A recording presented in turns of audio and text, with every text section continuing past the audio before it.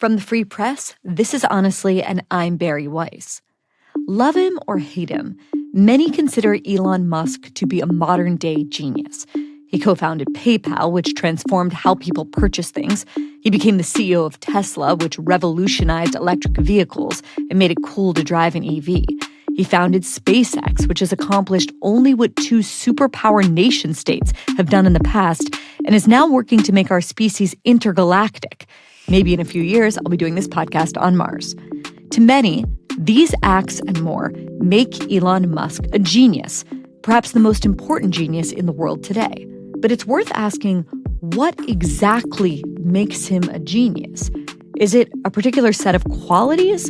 Or is Elon Musk just particularly adept at playing the role of genius, or at least what we've come to expect of geniuses? And is his offensive behavior excused by his genius, or the result of it? And what is it about us as human beings that values genius so much, even to the point of deifying it? All of these questions are raised in Helen Lewis's brilliant new book, The Genius Myth, a curious history of a dangerous idea. And not just with regard to Elon Musk, but to so many of the figures that our culture venerates as geniuses, like Leonardo da Vinci, Galileo, William Shakespeare, Isaac Newton, Pablo Picasso, Albert Einstein, Steve Jobs, and more. She asks, were these people actually geniuses, or was their genius based on a myth? And if so, why was that myth so sticky? More importantly, how does our perception of genius confuse and distort our understanding of success and how we value or don't other human beings?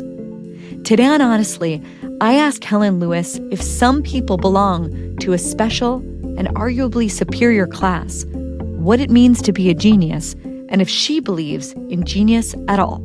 Stay with us.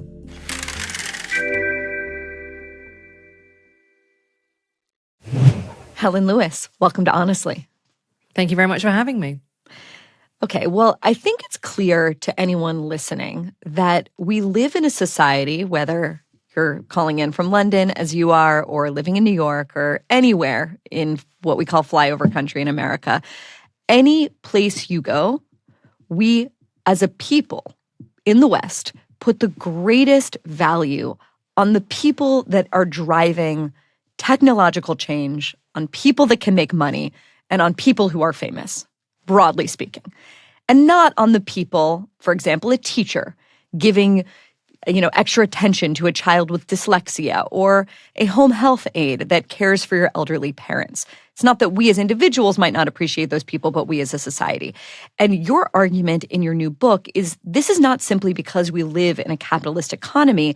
It is particularly because we venerate a category, a widely misunderstood category in your view, known as genius. So let's start there. What is our definition of genius in the West today?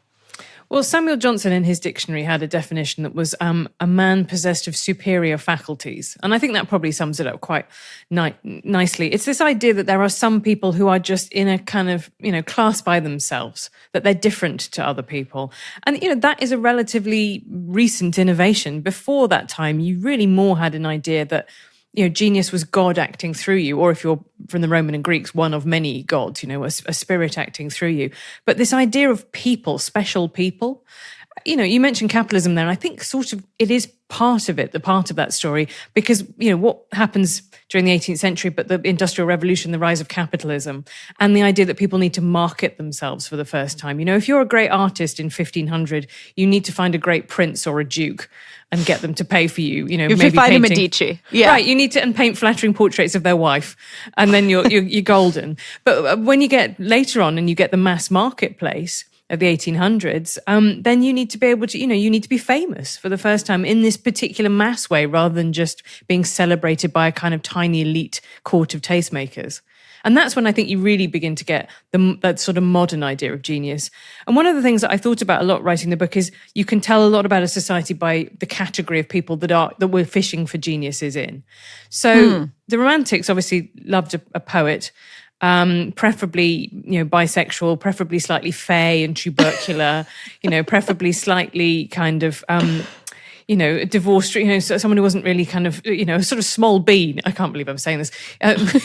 Keats, the small bean. But you know what I mean? There was this idea of being slightly otherworldly and detached. But that's, unfortunately, for poets today, that's not our big category of genius. Those are not the people that we're celebrating most in culture. It switched at some point, really, to becoming the technological innovator. I think maybe around the time, like maybe Thomas Edison is the first, that idea of, he was the American Prometheus, the idea that the most exciting thing in the world is technological innovation, and the most exciting place that's happening is America. And I would say that is still the dominant version of genius that we have today. What's the problem with this? Why is this a bad thing? Well, it distorts our understanding of history. I think it's bad for the people themselves. And it's a set of stories and myths rather than being reality, which as a kind of journalist, I just find innately kind of slightly offensive. That, that I feel like we have these templates that we force people into. And a lot of times it becomes an excuse for bad behavior. I think that's a real problem. And people kind of push down their qualms. I have a story in the book that I think will really resonate with honestly listeners, which is about a very left-wing queer theatre director who was making work that was essentially celebrating paedophilia. And a lot of the people around him didn't say anything, didn't recognise it. They said in retrospect, if he'd been a male theatre director directing lots of young women, they might have noticed the problem or felt empowered to speak up. But they didn't feel empowered to speak up, not just because of his politics and his sexuality, but also because everybody thought he was a genius and the rules didn't apply to geniuses. And I think that's one of the things, that exemption from the rules. George Orwell called it the benefit of clergy, is one of the most kind of toxic things about geniusdom. In your view, Helen, is the problem that some people are being labeled incorrectly as geniuses, or is the problem that nobody is really a genius, or is it both? I say that my last chapter is called An Idea That Won't Stay Dead. So I'm fully apprised of the fact that I'm on a doomed kamikaze mission try and tell people, stop calling people geniuses, because we really want to do it. But I think it's healthier to talk about it more in that classical way, that idea of you have inspiration and it's a moment, and maybe it happens because of collaboration, maybe it happens because of the place you're in, whether it's Silicon Valley or it's Renaissance Florence or whatever it might be. But I think that the idea, when people get high on their own supply, that actually is often the death of their most productive creative period. They then often move, instead from their working life, the thing that made them famous, into actually being a celebrity. And genius slightly overlaps, really, particularly modern culture, with celebrity, I think, now. There are people that all of us think of when we hear the word genius. For some people, maybe it's Martin Scorsese or Quentin Tarantino. For some people, maybe it's, Taylor Swift or Kendrick Lamar, or maybe even still Kanye, maybe even Donald Trump, who certainly has a kind of political genius, regardless of what you think of his policies. If you are a person in possession of a kind of talent, and then you're able to replicate that talent year after year, decade after decade, what else should we call that quality, if not genius? What should we simply say those are talented people? Would that solve the problem for us? Yeah, I don't see there's any problem with that. I think Taylor Swift is a really interesting example because she's obviously an incredibly talented songwriter, mythologizer of herself.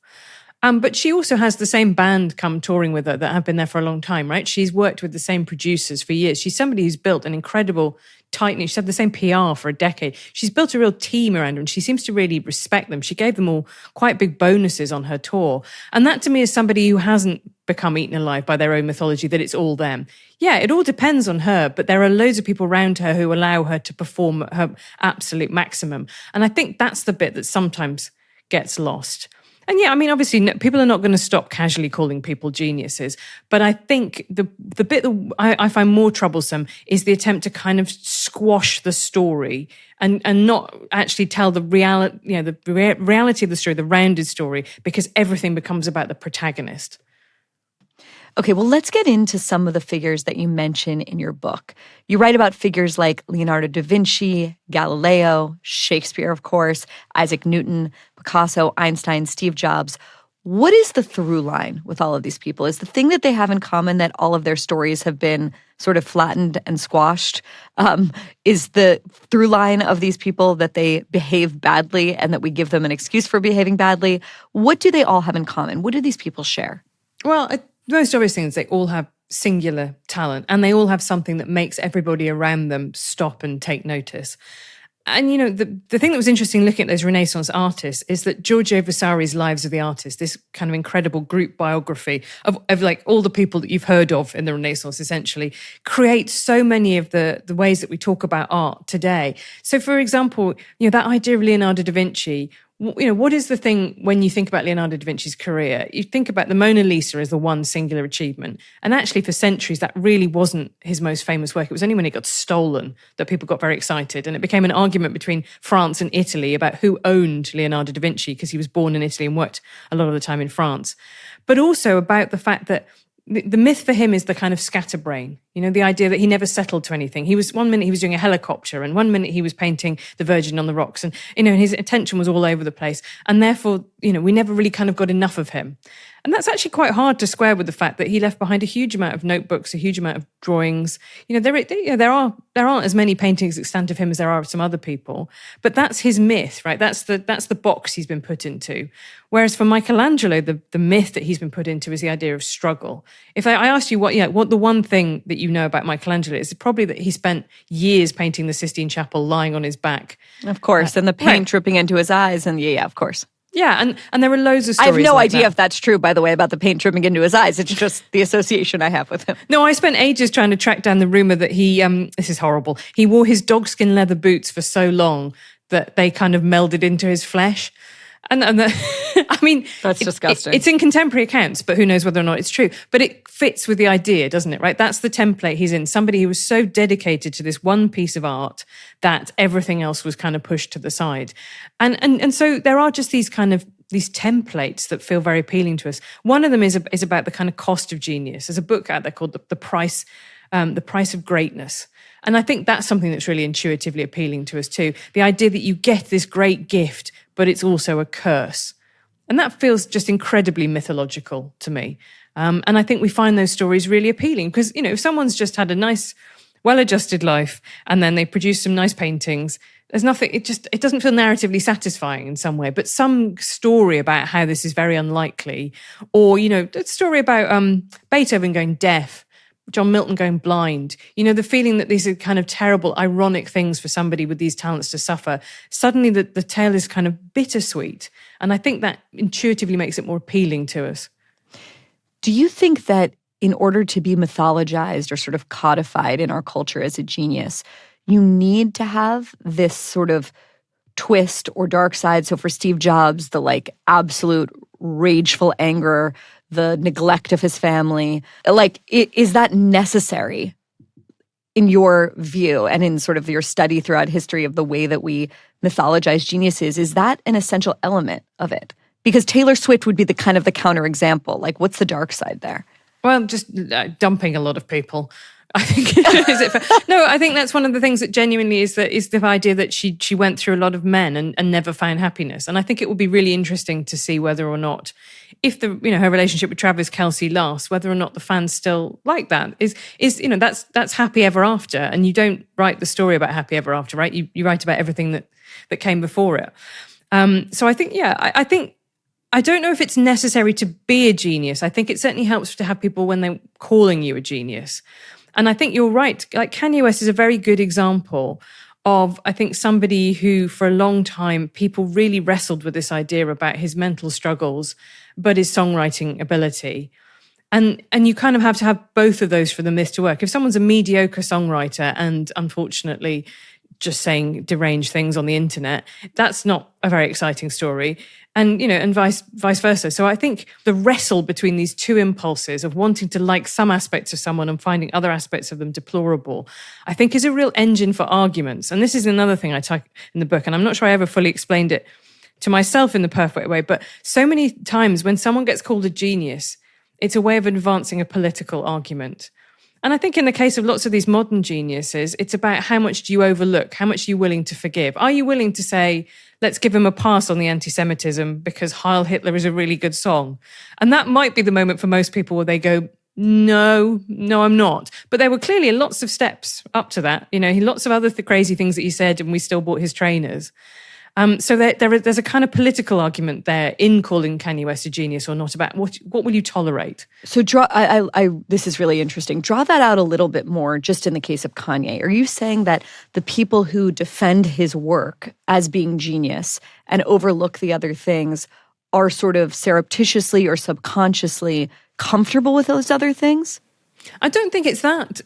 Or maybe it is. Maybe for some people there is just a hard line and the issue personally affects them, so they just will never listen to the music again. For some people, I think it proves to them that they've got a higher cultural sensibility. Other lesser people, read the art through the artist. That's very unsophisticated. I don't. I'm loftily able to do that. You definitely see that in the case of somebody like Roman Polanski, who for a long time people would say, but the films are so good. And other people would say, but he confessed himself to sexually assaulting a minor. And it became this argument, particularly when he ended up living in France, about the kind of sophisticated consumer of art was able to overlook these minor personal peccadillos. But no, genuinely, people were saying that there's a quote from a French actress saying, it's Philistines. He's being pursued by Philistines. And you're not like, also known as the LAPD, right? Like, come on, what are we doing here? But that is exactly the argument that, there's this crazy quote from George Orwell that I just found, and I couldn't get over it when I read it. It's from the essay Benefit of Clergy, which is his review of Salvador Dali's memoir, in which he says, Salvador Dali, horrible, I hate the art, it's full of weird coprophilia and God knows what, and it's morally abhorrent. But, we shouldn't cancel him. I don't think he uses the word cancel because this was the 1940s. But then he has this great line which has just stuck with me, which is, if Shakespeare came back to life and were found to be raping 8-year-old girls in railway carriages, would we let him carry on the basis he might write another King Lear? And that to me that's the fundamental question of all of this. What are you prepared to sign off? And I talk about Harvey Weinstein as another example of this in the book. And the really fascinating thing to me was that the people were prepared to overlook these rumors that were obviously very widespread. And that wasn't just kind of people doing it for commercial reasons. It was also sensitive left-wing artists who thought, well, he will take a chance on my independent offbeat film that no one else will do. So I don't think there's no political side to our complicity. I think everybody has things that they're willing to overlook. But they should probably ask themselves questions about why. I think that MJ, the Michael Jackson musical, I feel that the people involved in that, some of them maybe do think that Michael Jackson was genuinely wronged. Other ones they think we've got this incredible back catalogue of songs. And wouldn't it be a shame if we didn't turn them into a musical? And I write in the book about the fact I walked out halfway through MJ, and I would put myself in the hardcore, separate the art from the artist. Because there was a scene at the end of the first act of that where he starts complaining about how the media are hounding him and they're terribly against him. And I just, at that point, I was like, no, I'm with the journalists here. Actually, Michael, I think it was okay to look into some of this stuff. And it seemed to me that the art became propaganda for the crime. And that, to me, I just suddenly discovered that I did actually have a moral limit, actually, when it came to separating the art and the artist. Let's talk about Elon as an example of this. Yeah, okay. Is your basic point that the people that make excuses for Elon, knowing that he is, wildly inappropriate, or at the very least, perhaps having some kind of mental breakdown, we could postulate all day about what's going on with him, but let's suffice it to say, not living an ordinary life, leaving a lot of heartbroken women and other people in his wake. Okay, fine. Are you saying that the people that make excuses or just say, you know what, none of that shit matters, let's just focus on SpaceX, et cetera, explain what you mean when you say that's political. Do you mean, yeah, please go ahead. Yeah, I think essentially it boils down to you can't have an omelette without breaking some eggs. That's the argument essentially in the case of Elon. If you want to have innovation, you have to tolerate kind of Nietzschean supermen, these people who are just beings of pure action, or actually Randian supermen, right? People who are just, they can't be constrained by regulations and bureaucrats and the slow march of the government. That's the argument that Elon embodies, is that the private sector is dynamic and cool, and individual inventors are what's needed to drive forward the engine of American progress. And I think there is a reasonable point to that. It became known as kind of great man theory in the Victorian age. But you look at the picture and it's more complicated. He was somebody who went to a really good university. He then moved to Silicon Valley, the kind of place you could get funding for your crazy little Zip2 startup project at the end of the 1990s, and then sell it, spin it out and sell it for millions, and use that to fund your next project. And then SpaceX was reliant on government contracts, and taxpayer funding gives you that stability of income to know that you can do something as gigantic as space exploration. So to me, his story really of his success is a story about synthesis between left and right, between public money and private money. But that's not the argument, isn't it? The argument becomes either you have to let him do exactly what he wants, or he's not going to go to Mars. Or you have to, the left-wing version of that argument is it's all a fraud. None of the businesses were ever any good. He's just the Wizard of Oz and there's nothing behind the curtain. And this is what I mean about, you get people, because people find it easier to debunk people than arguments. Is Elon Musk a genius or not becomes a left-right argument about a whole set of political ideas about taxation and businesses, basically. Totally. I mean, just to ask you, though, this idea of you need to break some eggs to make an omelet, don't you think that's kind of true? I don't think we get SpaceX and Mars colonization, if we ever will, without a person that is a little bit unhinged and crazy. I really wrestle with this because I talk to people who really strongly don't believe that, who think it is all just something that we tell ourselves. It's like a post hoc rationalization. But I also do, you go back and you read the literature, even like the Romantic poets. I think it's either Keats or Byron says, we of the craft are all crazy. The idea is that creativity has this kind of real closeness to madness. There is this persistent feeling that lots of people who live these big, dramatic, world-changing lives are not, quote unquote, normal. And I think that I don't think that is entirely that we're just cherry picking the bits of the biography. I think that probably is true. I think probably people who are outsiders, who think unusually. I think in the case of Silicon Valley, lots of people would talk about their, autism or neurotypical behaviors as being something that allows them to do things that are different. That puts them at slightly 90 degrees to quote unquote normal people. So it's something I wrestled with all the way through, and I think that probably is.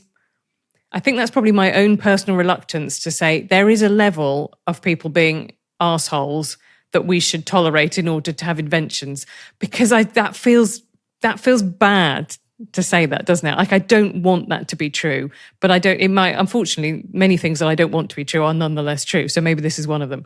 I think the crazy is an aspect of it, but I also think the word that hasn't really come up yet would be something like just single-minded determination. Like, I am fully convinced that in the same way, this is based on no scientific evidence whatsoever, of course, but in the same way that I sort of see that my wife has like a very high happiness set point, and anything can happen, and it's kind of not going to move. And I'm just much more like all over the map. And I think that so many of those qualities are inborn. Likewise, I really just see, now that I'm managing 50 people, that there's certain people that just have this inborn, whether it comes from personal hardship, nurture of their parents, or was there the day they were screaming into the world, I have no idea. But some people come into the office here with an internal engine that is just unstoppable. And some people just don't. And I don't know what to make of that, but it seems to me that when I think about the list of some of the people that we regard as geniuses, they have that, like in Elon's case, the ability to just, whether it's fueled by coke or ketamine, I have no idea, but the ability to just work longer, harder, and more determined than other people. How important is that quality, that engine-like quality, to the people that we apply the label to genius of? It's such an interesting question, because I think the mythology of extremely hardcore Elon has taken a little bit of a knock since he bought Twitter, and it's like we can see you posting. You're not working 18 hours a day. You're just spending 18 hours a day posting. We're here. We say, you know what I mean? But I wonder if that's something that's changed. One of the really sad things that you see in lots of self-proclaimed geniuses is that they have an early career and they reach the high point, and then they're kind of coasting on fumes, and the reputation doesn't fall. People are still going out and seeking them and outing their accounts on they're famous, but that engine that you talked about is somehow kind of broken, or it's not connecting to anything that's achieving stuff. So that may be what's happening. But what psychologists would call what you're talking about there intrinsic motivation. So there's this quality of, we're all motivated by external factors. Everyone wants to win prizes, earn a decent salary, find an attractive person to have sex with, all of that kind of stuff. But there's also lots of people who are just obsessed with things. And you definitely see it in the biographies of great artists and scientists. They've got some vision that they can't quite access, they know needs to happen, and that somehow they just keep driving away. And I think the research suggests that actually when you tell stories like that, it's more motivating to young people. They like the idea of somebody who grafts away at something, because anybody could do that. That's actually better than the idea that some people are just unique and special and a lightning strike hits them and they come up with an idea. But you're right. And I think personality is a big part of this. It's kind of slightly fallen out of fashion in psychology, but the kind of idea of personality traits was a huge deal throughout the 20th century. And I'm like you, I think sometimes about which personality traits you need for kind of success. Because I would say, I'm very lucky to have had a really good education. I had an extremely boringly stable and happy upbringing. I credit to my parents for that one. But one of the things I do think I have is very high conscientiousness. I really care about getting things right. I feel very guilty if I get things wrong. I live my life constantly worried, like as if there is some figure at the edge of my vision who is going to tap me on the shoulder and say, you've screwed up. We're going to take all this away from you. And sometimes I will work with people who just turn up. They haven't prepared. They absolutely busk it. And they don't care. And to me, these people are like aliens. A lot of them are British men. I'll just say that. Right, okay. Well, we won't name any names. But you know what I mean? You must have had this too, that you just think, how have you succeeded? Like, I just think that most of the things I would attribute is just to me working harder rather than being better. Do you guys call them chancers? Chances, yeah. Chances, yeah. Chances, excuse me. No, that's my posh A, my long A. Yeah. You can say chances. Yes. Chancer. But like that as a category is so fascinating to me because I've met, and by the way, a lot of these people are brilliant, but their comfort with just flying by the seat of their pants, completely adept at bullshitting in a way I am not. Like, before I go on television, I'm like, what is my opening line going to be? Like the most type A, like goody girl, whatever. And I've seen, like, it's embarrassing. People will watch it. They tend to be men and be like, this is like so cringe and pathetic. Like you've logged your 10,000 hours. Like, you know how to go on television and sound smart. Maybe it's just, there's a quality in me that kind of can't let that go. And I do sometimes wonder a little bit, like, if this is like a typical female trait and whether or not a woman can be a chancer, because I don't think I've ever met one. No, that's the last glass ceiling. Just the absolute, like, just right? Right, just turn up. Like, yeah, sorry, what are we talking about today? Oh, yeah, okay, we're going to talk about the Middle East. Yeah, I've got a few thoughts. I read a book a couple of years ago. Yeah, I'll wing it. I know what you mean. I wonder, though, with all of these things, I wonder how much is innate and how much is conditioned. Because you must know, as I know, that if you or I screw up, there are 1,000 people only too delighted to log this, and not just log the exact screw up, but retrospectively say that you were a fraud all along. And maybe Helen, that does what happen. Are you talking about? A bad tweet following you around for a decade? I have no idea what you're saying. Simply never happens. But you know what I mean? And I think that's probably true of minorities too. I think if you're a rare black person who gets to talk about a subject that has traditionally been a white one, then you must know that people are waiting for you to slip up and go, oh, I see you were a diversity hire all along. And so I think that there is something about that. But I'm sure loads of men feel like this too. It's just that there are also that extra category of the... as we're talking, I'm just thinking about Boris Johnson, the former British Prime Minister, who was the absolute perfect example of this. And people would call him a genius. He was incredibly charismatic, but he would just bluster. And actually, this is the thing that I find mind-blowing. He would sometimes, even about subjects which he knew about, pretend not to know about them because he knew that people would find it charming. And I just think, when in my life have I ever gone on a show and gone, if I pretend what cripes, what am I talking about here? People will find that charming. No, that has simply never happened. In addition to this question of the internal engine, I also think there's a quality to some people, and I wonder if it applies to some of these geniuses, I'm not sure it does, of like, Nellie and I call it just like the glow. Like, and the glow can be on people that are very unexpected. There's a guy I met the other day and I'm like, he just looks like, a white guy that went to the University of Michigan. And yet in a room, there's something like profoundly charismatic about this person. How important is the quality of charisma to the people that we come to regard as geniuses? Charisma is a really interesting word because it's like genius, very hard to define. In the same way, it is a bit like the porn thing of you know it when you see it. There was a phrase that really stood out to me. The anthropologist Manveer Singh used this phrase about shamans in traditional societies, which was they had charismatic otherness. And I think that's also a really good description of the people that we end up calling geniuses. And, you can talk about the fact that they were initially seen as being kind of conduits for the divine, but that sense that they're just a little bit different, but in an incredibly compelling way, I think is kind of fascinating. And I also think there's probably quite a high correlation with a certain level of narcissism and self-promotion. You have to want everybody to be looking at you and be okay with everybody looking at you. And to accept that role onto you and not sort of shrug it off in the kind of, either in a kind of over, I'm a so ever so humble way, or in a way, or structuring your career in a way that you don't get pushed forward like that. I think William Goldman had this phrase about film stars. No one becomes a film star by accident. You're an actor, right? The people who become film stars, they need it. There's some connection with the audience that they just sort of swells them. And I think that's true of like somebody like Picasso. Picasso, clearly a great painter, but also enjoyed being Picasso and inhabiting that role in a way that lots of his contemporaries didn't quite embrace in the same way. Okay, well, one of the things that you do so brilliantly in this book, I won't use the word genius to describe you, is that you talk about sort of the mirror image, like what I think of as the mirror image people. So for every, Elon Musk, and I was embarrassed that I didn't know this guy's name, there's like an unremembered person. And in this case, you compare Elon Musk to Tim Berners-Lee, who created the World Wide Web. You argue that Tim was more of an original thinker and that his breakthroughs have arguably been more important, but people don't know his name because he was kind of boring. Tell us about Tim Berners-Lee and this idea that you sort of like weave throughout the book.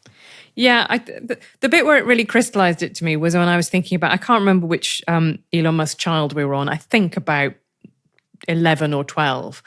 And I thought nobody calls their kid X unless they want to make an argument about them being special and the belief that their child has a sort of special destiny too.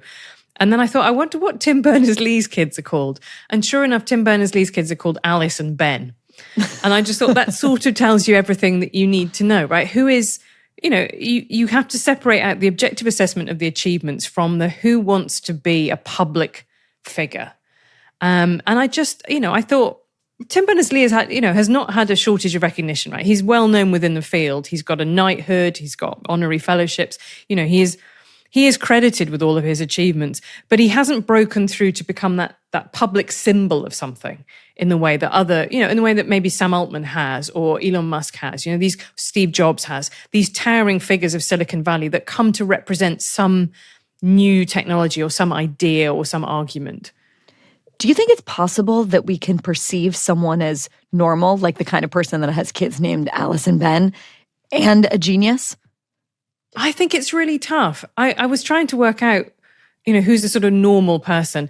And my friend Ian Leslie wrote a brilliant piece about Paul McCartney, whom he loves, about the fact that Paul McCartney got disregarded as the Beatle, particularly in the post-Beatles period, because he sent his kids to a state school, like in America, public school. He went and, he was very happily, boringly married to Linda. He was just domestic in this particular way. He wasn't living a rock star life of smashing up guitars and swimming pools and groupies and all this sort of stuff. And Ian's argument was that people sort of held this against him, and they found the music kind of naff and twee as a result. And I think that really, strikes me that John Lennon was rated more highly than him because he fitted the template more. And I've just been, there's a new book out about Tupac Shakur, which I've just been reading. And I think there's a similar thing with that kind of idea that, there's like a long ongoing complaint that white stars, pop stars like Justin Timberlake, borrowed from black music and did collaborations with black artists because they wanted to associate themselves with something a bit more kind of edgy and dangerous and cool and like gangster, when they were a very nice boy from the Midwest. And I think that's something that is part of it too, right? That idea that you want people to be living exciting lives. Otherwise you find the work kind of twee as a result. Because you mentioned John Lennon, you talk in the book about sort of people performing the cultural role of genius. You use that phrase to describe Elon Musk. But could the same be said of John Lennon and of most, let's say, of the people that we remember as being geniuses?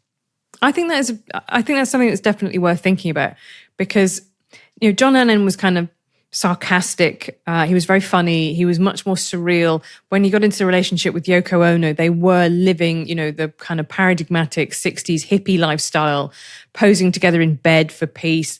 There's a film where it's just a film of their buttocks walking away from the camera. He was doing all of this stuff that people, that some people hated. Absolutely hated and revolted against. And again, I think that made his fans like him more, because they felt like, the people who are criticizing him are the old fuddy-duddies who don't get it. And by praising John Lennon, I get it. I look young and cool, and I'm okay with drugs. I'm okay with sex. And so there was a kind of cultural point to liking him. And I think that just is a big part of how celebrity and genius works. Is what does it say about me that I'm advocating for this person? Well, one of the ideas that you talk about in your book is that some of these people who we think of as geniuses, some of these people who do exceptional things, are largely, or at least partially, the result of timing and location and luck. You put forward this question in the book: if Elon Musk was placed, you say, in 15th century Milan or present-day Mali, would he still be considered a genius? I put that question to you. Yes or no? No, because I think the particular type of engineering aptitude that he has is perfectly suited for the time and place. And actually the time and place in which he found himself, right? I.e. Silicon Valley, not Pretoria in South Africa where he was born. Paul Graham, who I think is one of the most interesting Silicon Valley thinkers, has this idea about the Milanese Leonardo. Why is there no Leonardo da Vinci but born in Milan? And he says, because you don't just need Leonardo, you need Florence. You need this incredibly fertile, creative city.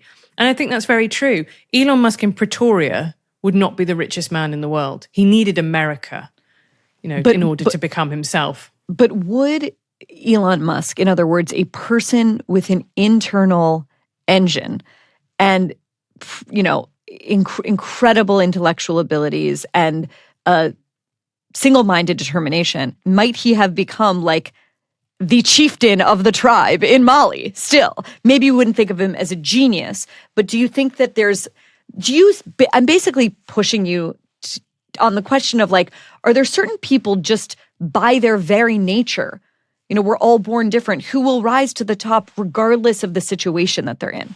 I know, I honestly don't believe that. And I also think, and maybe this is the remnants of my Christian upbringing, that you should be kind of humble about the fact that this might not happen to you, that you are very lucky if it happens to you. And there's probably a lot of other things involved, or maybe my kind of left-wing heritage. Because for a start, if you run the numbers on an Elon Musk in, any time really before the last century, he's got a 1 in 5 chance of dying from a preventable childhood disease. That's just something that's out there.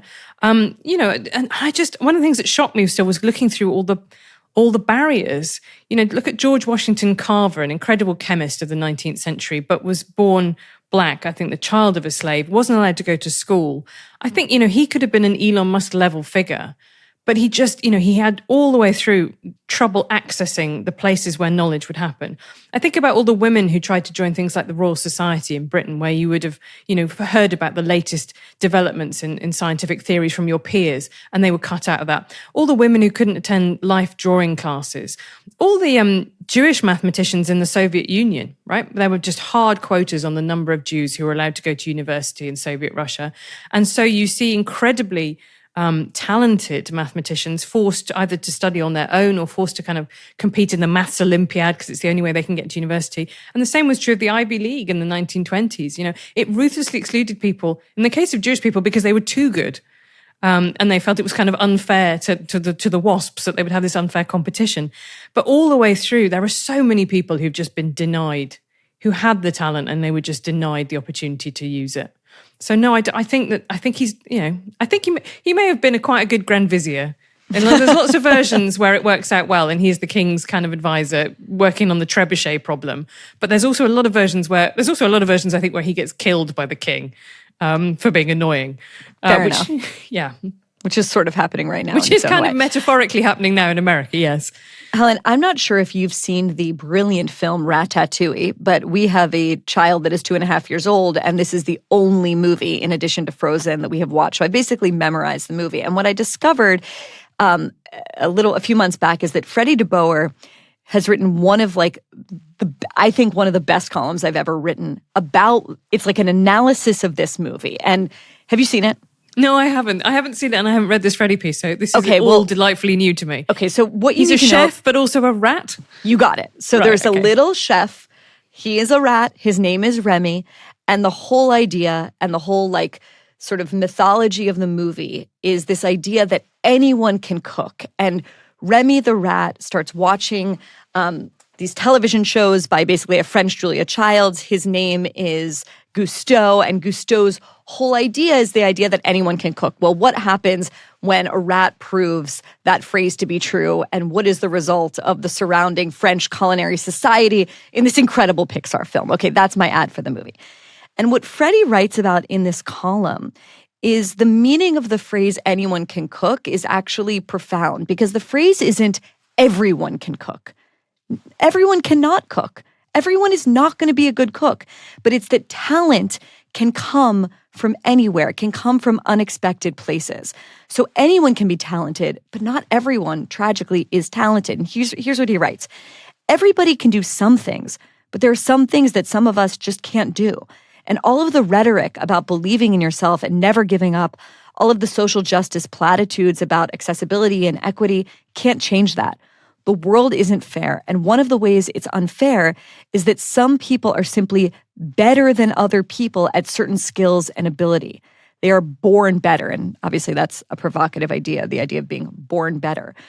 Do you think that, I don't want to say progressives, but those of us who are just liberal-minded and want to believe that anyone can work hard enough and achieve, et cetera, et cetera, et cetera, et cetera, that we have a hard time politically with the idea of genius because it goes against that idea. We want to believe that everyone can cook when in fact anyone can cook, but not everyone can cook, that some people are just innately more talented than other people, and that is a very disagreeable and uncomfortable idea.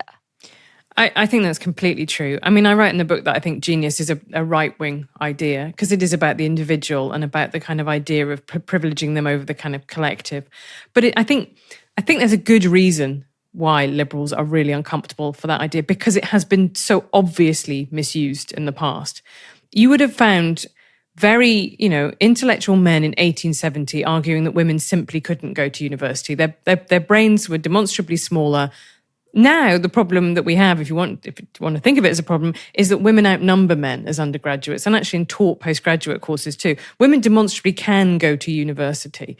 So that's the bit that I struggle with, is being so certain that, whatever the current political conditions are, they're letting people flourish. And so you can definitively say who's talented and who isn't. That's not to deny that clearly. I mean, I write in the book, I couldn't paint like Monet in a thousand years. I tried to. I interviewed Brian Greene, the string theorist, about a decade ago, and I read his book, and it was beautifully written and accessible. And I just thought, way above my pay grade. Glad that I didn't go into theoretical physics. I'd have been terrible at that. You just have to accept that. I think the word that you're right to pick up as being the most provocative word there, it's better. Right. I don't think it's about better. And I think that that's such a loaded word. And I think this is where I was raised Catholic. My family's Catholic. I'm an atheist. But writing this book did bring me back more to that Christian idea of the idea that every human being is made in God's image and has an innate human dignity and worth, regardless of their achievements, money, success, whatever it might be, all the trappings of, the world. That I just think that's the bit about the way that we've talked about genius, particularly in the 19th century, particularly in the discourse around IQ, that bothers me, is the idea that some people are worth more than others. I just think it's gone into some really dark places demonstrably in history, and it just it carries that innate possibility with it. So yeah, I think that liberals are overly hostile to that idea beyond the acceptable evidence, but I also think I understand it for historical reasons. Well, I think the reason that the law and social mores and, frankly, religion are so important, and this is one of the things I've been thinking about because of your book, but just more generally, because we're living in an era where I think the mythology of genius is going to just get even more extreme with AI and everything else, is that we need a framework to mitigate against what is demonstrably true, which is that some people are innately born with enormous talents and abilities, and some people are not. And that is, to me, that is obviously a truth. And so then what do you do about it? Well, you need a framework that mitigates against that by suggesting that, we're endowed by our Creator with certain unalienable rights, or we are all equal because we are all created in the image of God. And I guess I wonder, in writing and researching this book, how you've been thinking about, especially now that you've brought it up, but I've thinking about this before the conversation, how you think about the decline of religion as being married to the rise in the mythology of genius, especially in Silicon Valley, especially in the 21st century.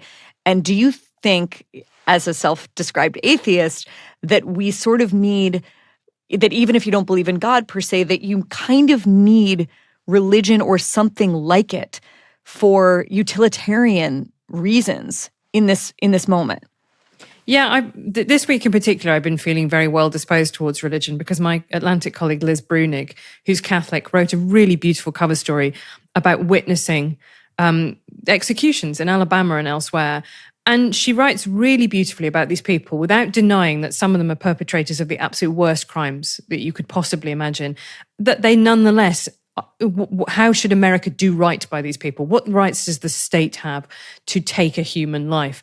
And I don't think she would necessarily have come to that subject without her personal faith. And she's taking it, to me as a European, the idea that you'd be against the death penalty is completely unexceptionable, completely unexceptional. But still in America, I don't know if you could become president if you were very overtly anti-death death penalty. But it seems to me that that she again was having these thoughts about the innate human worth of a life that I find is one of the things that I find very appealing about Catholicism and about that bit of religion that I grew up with. But you're right. I think you have to ask about something about the divine when you're talking about geniuses. I was thinking how weird it is that people kept asking Albert Einstein and kept asking Stephen Hawking whether or not they believed in God. And it was this sort of sense that they were, as physicists, they were thinking about these incredibly big existential questions, and they were more interesting as scientists because they were almost on the borderline of philosophy. And it doesn't seem to me to be, the Greeks and Romans had essentially a pantheon of gods. They had this kind of soap opera of big figures to move among it, and they were kind of doing interesting things. That kind of, that ebbed away. In the West, you end up with monotheism. And then the idea of genius becomes you are doing stuff for the greater glory of God, that you are building the cathedral, you're painting the Sistine Chapel, whatever it might be. And then that begins to ebb away as we get into more secular societies in the 17th, 18th centuries. And then I do think genius comes in to backfill some of that sense of an encounter. There's a Harold Bloom quote that I have on as one of my epigraphs, which is, it's very hard to go on without some sense of encountering the transcendental or something like that. And I think that's true. We all, whether or not you are religious, you do want to be transported outside everyday life. And that's, you know, the sublime and the beautiful was this romantic idea that some things are merely beautiful, but some things are kind of awe-inspiring, like, you know, a really incredible piece of work or a waterfall or something like that. And there's a kind of slight note of terror. It's so much bigger than you, this thing that you're contemplating. And that's, again, I think something that we would more like to be associated with being the work of a genius, something you just can't comprehend how much it happens, so that it is, you know, it's so sufficiently advanced, it's indistinguishable from God. And this is why I think people are particularly keen now. I'm not a kind of complete AI skeptic, but AI in its current form is a set of very useful business tools equivalent to kind of Google Docs, right? It's great. I'm not knocking it, but it's treated in this mystic connection to God, connection to another consciousness way. And its advocates are treated as the priests of this kind of new religion.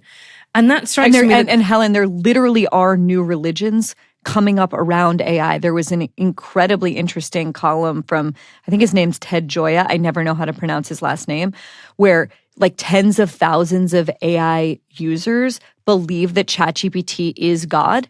And they're like being kicked out of Reddit boards because they're like cultish about it. But it's, I don't think it's crazy to imagine kind of new religions coming up around this idea of deifying AI and these tools. And I think that's one of the reasons that AI is currently considered to be the most interesting technology, even beyond what its interesting and current capabilities, is because people do feel there's something that is otherworldly about it. You know, that it might be some kind of connection with something that is so much bigger than ourselves. You have this quote in the book that I pulled out. The historian's name was Darren McMahon. Geniuses translated, decoded, and deciphered the mysteries of the universe. Wonders themselves, they made the world wondrous again. I think this is so brilliant. Geniuses reassured us that the universe was still a magical place. Talk to me a little bit about what your thoughts about this human yearning for the divine.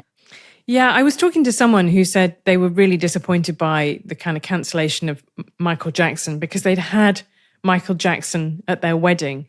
And then this was kind of forced to reappraise that. And I thought it was just really interesting because obviously the cancellation of Michael Jackson doesn't make too much of a difference to me. Like, I liked his music a normal amount, but it was this sense of you'd had somebody to believe in, somebody whose music had soundtracked the most personal moments of your life, someone whose mythology you had woven into your own story.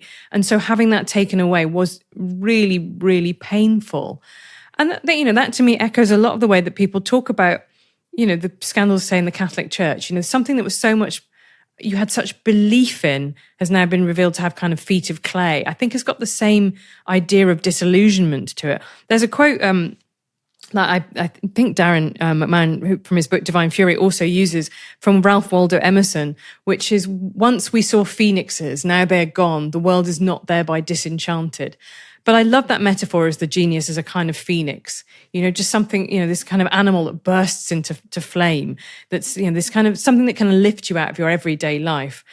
Is it Durkheim talks about collective effervescence, these kind of heightened states you can appreciate in a crowd. And I think there's something a bit like that when you have somebody that you think is a genius, it takes you into some slightly altered state that maybe in previous eras you would have got by, if you're a Catholic, doing the rosary or listening to the choir singing or whatever it might have been in medieval Europe, that they fulfill some slightly spiritual role for people. Because I think that's also part of the kind of cancellation discourse, right? Why does it hurt so much when someone's work, you're told suddenly that it's off limits to you? It's because it connected with you in some much deeper way than, yeah, it was quite a good novel, or yeah, I quite like that song. It meant something to you and you'd woven it into yourself and into your life. One of the elements that has sort of stepped into the, I don't know what to call it, like the godless vacuum of our current age is the effort to play God. And, we can see this in all kinds of both amazing and awesome and terror-inducing technologies like CRISPR and gene editing that both offer the promise of getting rid of horrific diseases like Tay-Sachs, but also are kind of modern eugenics. You write in the book about this idea that existed in the 1970s to create a genius sperm bank and to give sperm from high IQ men into married women.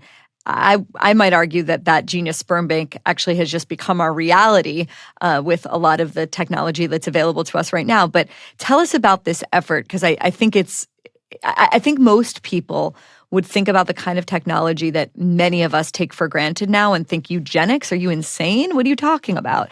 I think it's a really interesting ethical question, and I would love for you to tell us about this genius sperm bank. Yeah, I had this argument with my friend Adam Rutherford, who wrote a really brilliant book on eugenics called Control. And I said, look, people now, even now, are practicing eugenics. People have chromosomal tests for Down syndrome, and then they abort babies with Down syndrome. That is eugenics. And, you don't want to call it that because you think that's perfectly legitimate and fine. And you don't want to link it to what was happening in the 20s and 30s. But it is absolutely, and those are really complicated ethical questions. My colleague Sarah Zhang wrote a beautiful cover story for The Atlantic a couple of years ago about a world without Down syndrome and what that would look like. What will happen when everybody is quote unquote perfect or quote unquote normal. But the genius sperm bank, I just absolutely love this story. I mean, have you ever heard of anything that was more obviously doomed from the start? It's like an idea so stupid that only a smart person could come up with it. Robert K. Graham, who's this eccentric billionaire who makes all his money from shatterproof plastic lenses for glasses, decides he's going to collect the sperm of Nobel Prize winners and then distribute it to married women, he's very clear about this, in order to kind of make America great again. And it was essentially, long history of that phrase. But the idea was that America this was interesting because there wasn't such the discourse you have now about falling birth rates. So his problem was he felt that America was getting lazy and degenerate. And the same thing, which is that the wrong people were having babies, right? He felt that the trouble was that people who were poor or Black Americans were having way more than college-educated white people. And he wanted to kind of reverse that trend. So he goes around and tries to collect Nobel sperm. And we know that 3 people donated. David Plotz wrote a brilliant book about this. He found the fact 3 Nobel Prize winners donated. The only one we know about is William Shockley, who won the Nobel Prize in the 50s for being involved in the invention of the transistor. Unfortunately, much like James Watson, he had a sort of second career of enthusiastic, straightforward racism and advocacy for eugenics, really. And so as soon as the sperm bank became public, it became irredeemably associated with the political opinions of William Shockley, who would sort of say he wanted basically to voluntary sterilization for what he saw as the mentally unfit. And again, it's this classic example of somebody with a great scientific brain coming to they're seeing a problem, coming to what they think is a reasonable scientific answer to that problem. And he didn't seem to think about the fact that maybe when normal people heard this, what they would think about was the Nazis, or what they would think about is Californian sterilizations of the quote-unquote feeble-minded. And that therefore they'd probably instantly react against it, even if what he saw himself doing was a very positive vision. But it was also fascinating because they asked him in the Playboy, he did a famous Playboy interview with a Black journalist called Syl Jones, and they asked him about his own kids. And he said, unfortunately, my children are an example of reversion to the mean, essentially. This idea that, if you're a super smart person, you're essentially an outlier. On genetics or environment, you've just ended up kind of getting the winning hand, and you will not pass that straight on to your children. And you know what? He was an asshole, and none of his kids came to his funeral. And I thought that was kind of fascinating because, who is running a one-man genius sperm bank as we speak? It's Elon Musk, right? He's in text messages to Ashley Sinclair, the influencer, saying, we will need to use surrogates to reach legion level before the apocalypse. And again, what he's seen is a technical problem. He's provided a technical solution. But somebody as smart as him should know as well that parenting is really important. You do not, if you take the smartest child in the world and leave them to be raised by wolves, they are not going to found $1 billion company, right? Like, parenting really matters. And so I love those stories. Like, I love the story of Mensa and the high IQ societies because they're stories of incredibly smart people coming to worse conclusions than somebody of absolutely average intelligence would have done. They are so smart that they have made themselves kind of profoundly stupid, which is very, very pleasing as a kind of narrative arc. Well, one of the things that's true about us as human beings is that we've been obsessed not just with geniuses, but with trying to quantify, identify, define, calculate genius, specifically through often IQ. And the debate, of course, over whether or not intelligence is heritable or nurtured. And it's obviously one of the biggest third rail topics, and rightly so. Yeah. because the quest to understand and quantify intelligence has been profoundly racist. It has led to forced sterilization. You could argue that it has led to mass murder of people that were not considered, I don't know if sufficiently intelligent is right, but sufficiently pure. So let's with that caveat, let's get into this subject if we could, because I think it's essential to talking about genius. Part of this book is about the development of the IQ test. And as you were writing the book, you took an IQ test. And I wonder, without asking you your IQ, because I would never do that to a lady. Yeah, it's like asking an lady her age. Yeah, or my weight. I'll tell you later. But what did that experience teach you, both in why are we obsessed with IQ? Why did you decide to take an IQ test for the book? Tell me about your thoughts about IQ. Yeah, I would stand by everything that I wrote in the book, but I'm going to be very cautious in talking about this because it is an incredibly disputed topic. And I think for exactly the reasons you laid out, people are really nervous about it. And I think both sides made really big errors. The hereditarians overclaimed, I think, about the heritability of IQ, and they were associated with the kind of political right, and they became tainted by the association with, for example, scientific racism or sterilization programs. The left, on the other hand, went too far in the other direction and really wanted to believe that everything was environmental. They really wanted to believe in the blank slate. And so sometimes they leveled criticisms of IQ testing that were overwrought, one of which is something you'll hear really frequently, which is that IQ tests only measure how good you are at IQ tests. And now that's just not true. You can look at IQ tests and broadly they will help you, they will correlate with things like educational achievement, like lifetime salary, like health, for example. The more intelligent people are, the healthier they are, for a very simple reason, which is that you are more likely to get a good job and be able to kind of feed yourself and you'll also be able to take care of yourself, follow nutritional advice, all of that kind of stuff. So that there's a there. I think that's the bit that the left has been very reluctant to engage with for very understandable political reasons. But on the other hand, you did get a lot of 20th century IQ researchers who were white European men who had a very set vision of the world, and they went out and they found the evidence that supported that vision. So one of the examples of that would be Francis Galton, who's a really brilliant 19th century kind of dilettante scholar, half cousin of Charles Darwin. And he writes this slightly mad, but, inspired book called Hereditary Genius, in which he tries to rank everybody in Britain by lettered classes. And he does this by, how long your obituary was in the Times, as if this is a kind of, just objective judgment rather than something that's deeply subjective. But woven into that was his belief that the ancient Greeks where I think he thought full standard deviation in intelligence, and then Europeans, and then Africans at the bottom. And that's the kind of stuff that just makes the left really, really nervous. And where I've landed with it is that I don't think those conversations are particularly useful around race. Actually, I don't know what you would change about the way you see the world if you settled on one way or another. And I also think we should be incredibly tentative because we know that average IQs in America rose. 100 is the average IQ, but they keep moving that baseline upwards because people have better schooling, people have better childhood nutrition, people learn better abstract thinking. All of that stuff happens. And so we just don't know whether or not countries that are currently poorer are maxing out their potential at the moment. But it is one of the most, you know me, Barry, I participated in some fairly brisk topics over the years.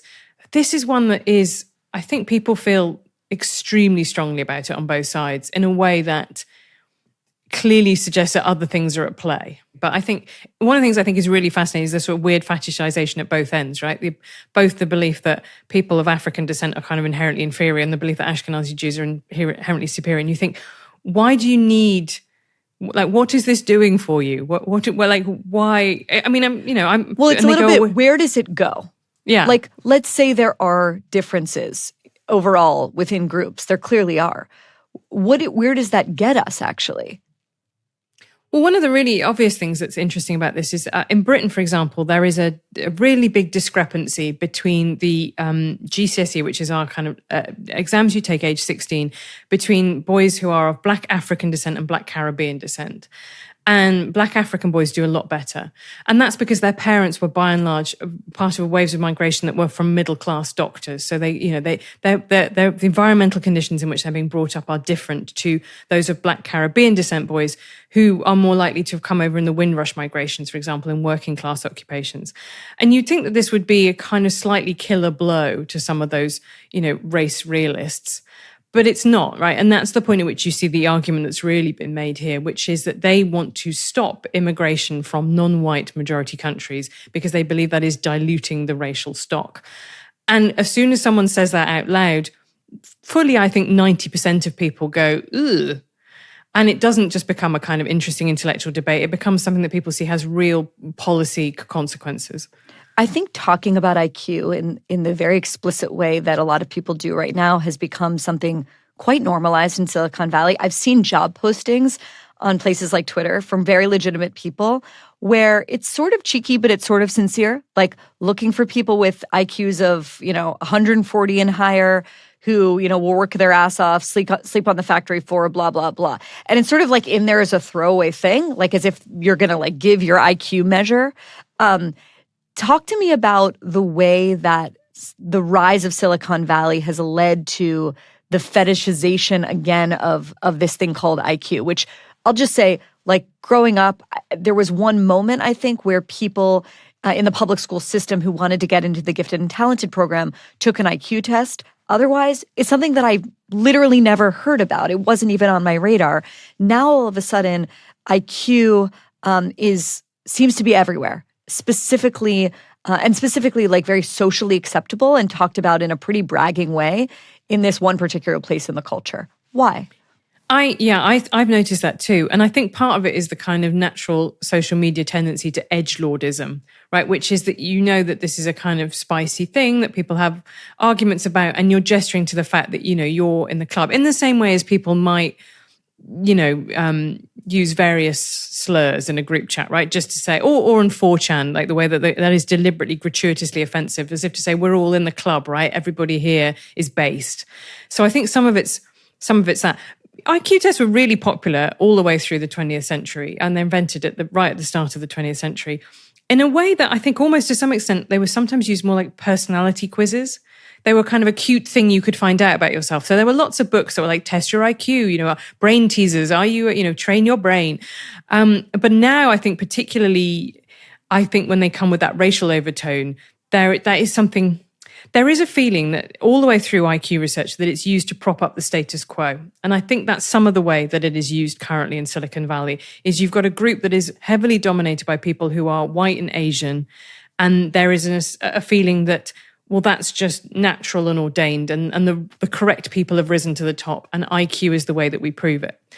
And, regardless of the actual arguments and the merits of them, I think that's the kind of statement that's under the table that's being made there. The right people have prospered because they were destined from birth to do so. And it's kind of rarely said out loud, but I think that's probably what it is. And the interesting thing about it is, one of the chapters I most enjoyed writing was the one about high IQ societies, because they are filled with people who have on paper incredibly high IQs, but for whatever reason couldn't translate it into conventional worldly success. And it becomes more and more obvious that you look at it that, if you said to somebody, do you want your kid to be smart or not? Almost everybody would pick smart, because that it's just much better for the life choices of your children if they are able to graduate from college, right? They're just going to earn a better salary and have a much more comfortable life. But actually, realistically, the difference between 120 and 140 or above that, at that point, it's very hard on the test to tell. It's very hard to norm them. And B, also personality traits. And, things like not being addicted to drugs or alcohol, things like having grown up in a kind of nurturing home become way more important.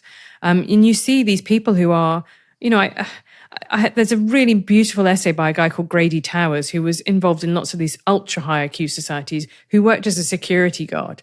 And he talked about the fact that most people with ultra high IQ saw themselves as outsiders. They just couldn't understand the rest of the world. They felt different to the people around them, and not in this kind of happy and fulfilled way, but in this way that they just didn't And for some people, that curdles to resentment of not understanding why it hasn't worked out for them when they're magic, when they're special. There was a great quote in the book where you surfaced this Stephen Hawking interview from the New York Times in the early 2000s. And he's asked, I think by the Times, what's your IQ? And he says something like, I have no idea. People who brag about their IQ, care about their IQ are losers. Do you think that that is the statement of someone that has IQ privilege? Yeah, and I think that's a classic example. Stephen Hawking had, he had the bestseller about physics, which almost, is quite a rare thing to do. He had all the worldly acclaim. He didn't need to brag about his IQ. And I think that's the other bit. There is a certain feeling that it has become the badge for people who don't have a lot of other badges to put on the vest.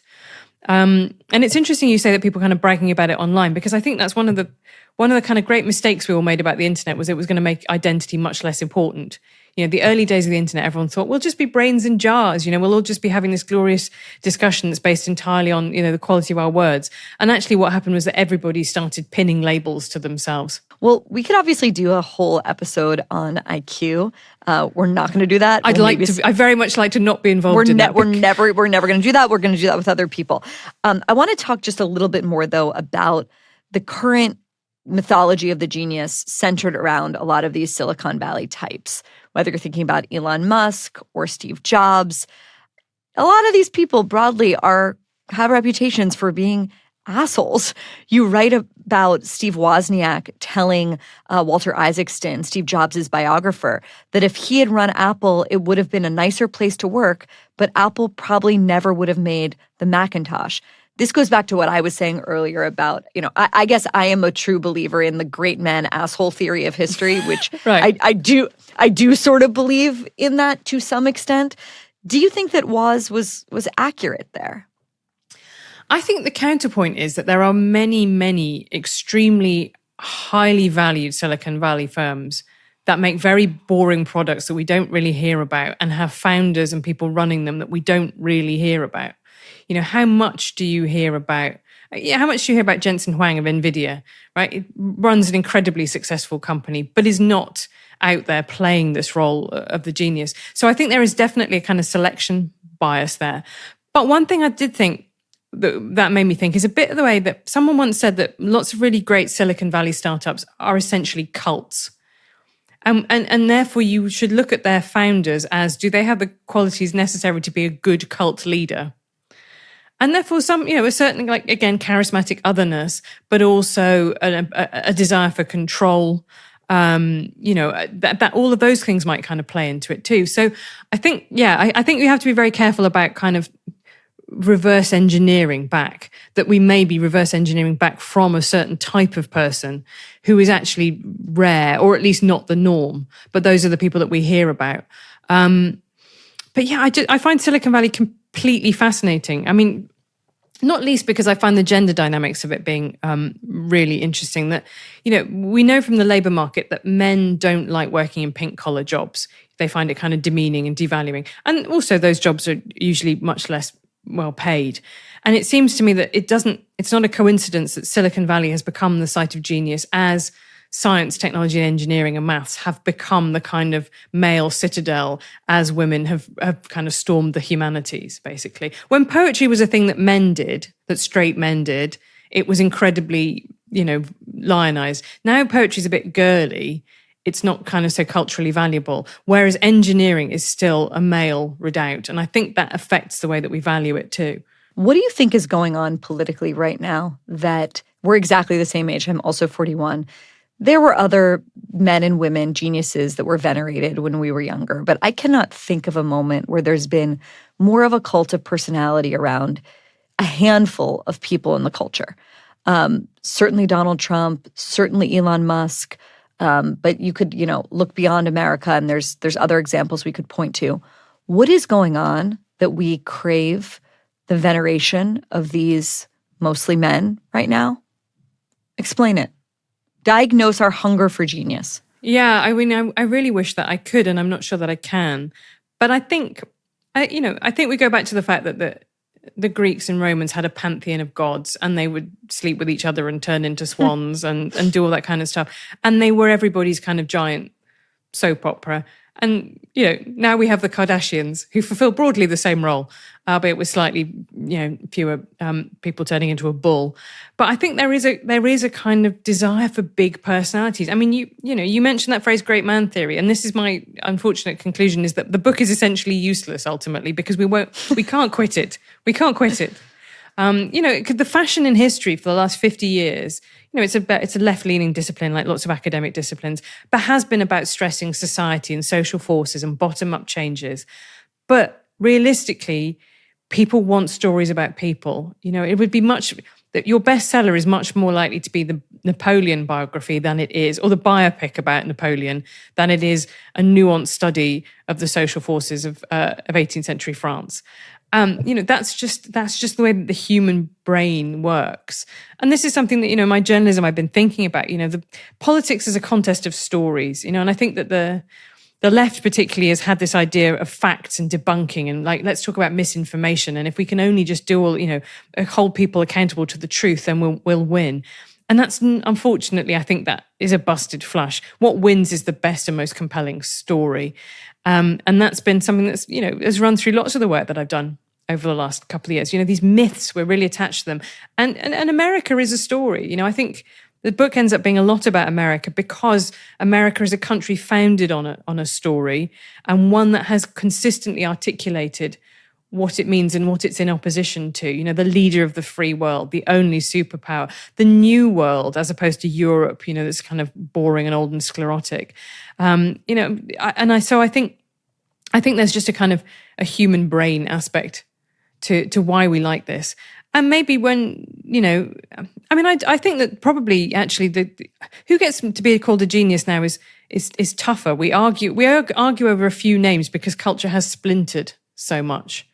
But it seemed really obvious to me that there was a big flowering of people who are now still in our canon of geniuses at the end of the 19th century, just as you get truly mass media in the sense that, Thomas Edison was always having newspaper reporters down to his lab in Menlo Park.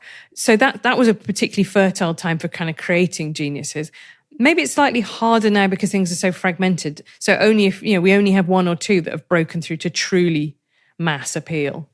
One of the things that I think is so well put in the book is this idea that we crave genius now because it's a way for us in America to comfort ourselves that we are still exceptional. This is what you write, and I just want to read a little piece of it. This is partly a debate about values, but also about geopolitics. The deification, you write, of Silicon Valley was a reflection of the power of America during the 20th century. This was the land of opportunity, the home of innovation, the owner of the future. But the U.S. is no longer the world's undisputed superpower. With India and China rising, debates about the future-gazing tech geniuses of Silicon Valley are also debates about the importance of America itself.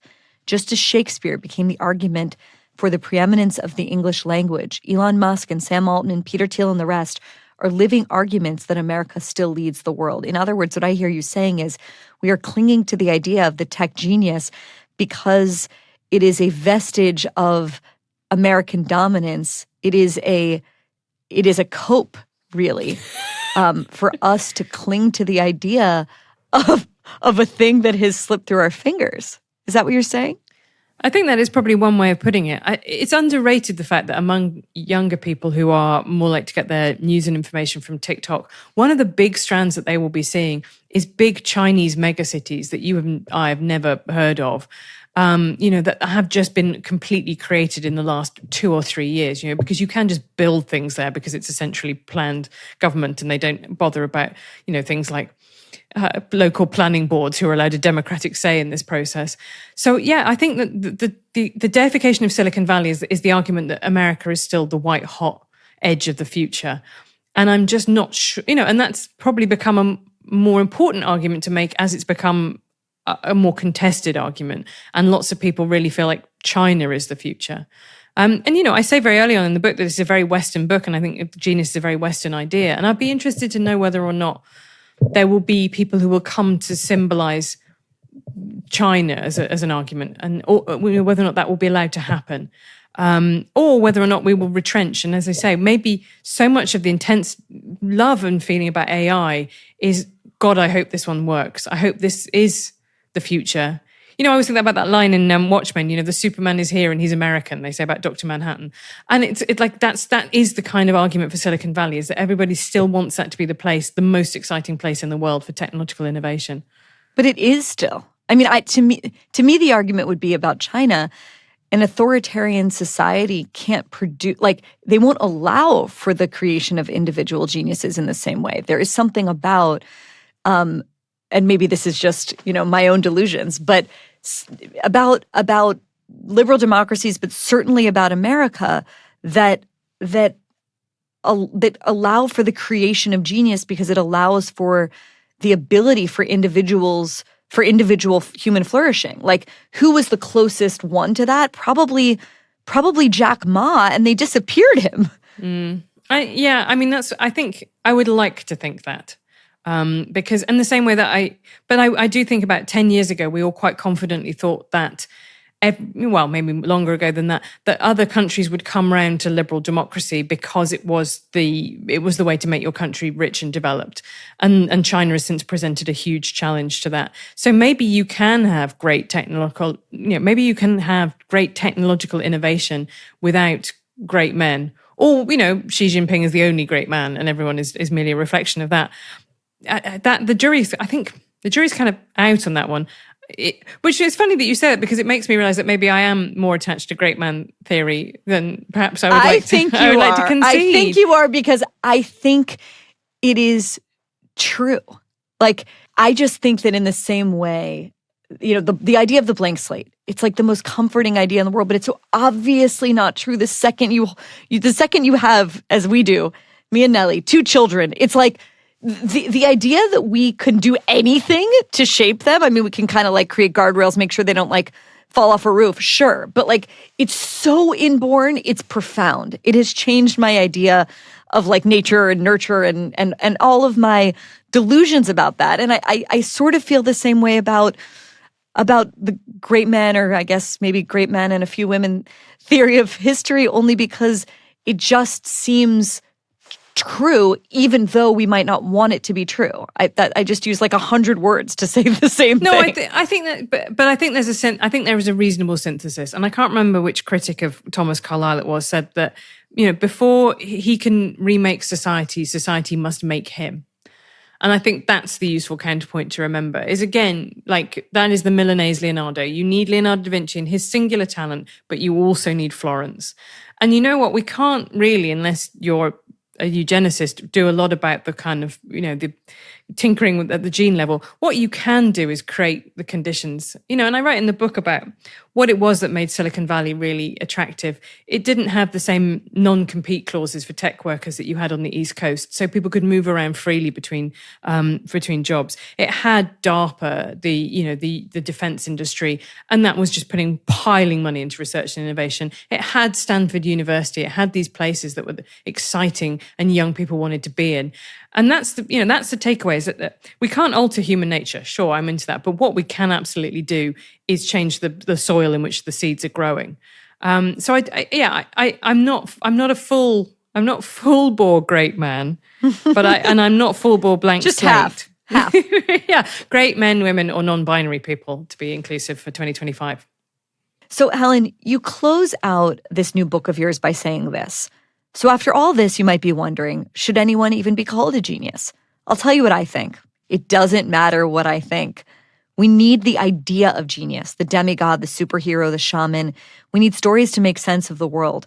But I wish that we would move back to the ancient idea of genius, something that is found in particular actions or specific works. To me, it makes more sense to call, say, a particular painting genius than to pin the label on the person that created it. In our age, as we've been discussing, that's all about fame and brand and marketing yourself and identity, the idea of the person being bigger than the art, is there any universe in which your wishful thinking will become more than that? No, I like to close out a book by telling people that they've wasted their time reading it. No, I thought it was important to be kind of humble about that, because the book is kind of in many ways a plea for humility more generally. But just to say, you have to keep pushing. You have to keep pushing on the door, because that's the force that you're fighting against is so strong. And the snapback, we always want to airbrush out, like when you're writing a kind of screenplay, we always want to just airbrush out so you just have the main character and everything just revolves around them. And it's so important to fight against that because it's not the truth. It's only half the truth. But Thomas Carlyle was writing about great men in the 1850s, and that was a defensive. I didn't realize until I read this, that was a defensive essay saying like everything's getting too egalitarian now. Like we just need a bit of hero worship back in our culture. So, these are currents that constantly flow through human history, and the argument will never be over. I just hope that it's an argument that's productive and interesting to have. And, I just appreciate what I appreciated writing this book was just spending so much time with so many interesting thoughts and people, and really having a kind of mental workout for myself. And like this is what our conversation now has just been, is really challenging yourself in, not in a way that the internet often does, which is about kind of defending your incredibly fixed and entrenched positions with maximum vigor, but really asking yourself these profound questions about human worth and how you think a society should be structured and what price you're willing to pay for the things that you want politically. And those are really good, deep questions that underlie almost every other argument that we have. But I haven't fixed the problem of bad people becoming famous. And I don't think anyone ever will do, unfortunately. We'll look forward to that, you tackling that in your next work. I'll get on it. Helen Lewis, the book is The Genius Myth, A Curious History of a Dangerous Idea. Thank you so much for coming on Honestly. Thank you for having me.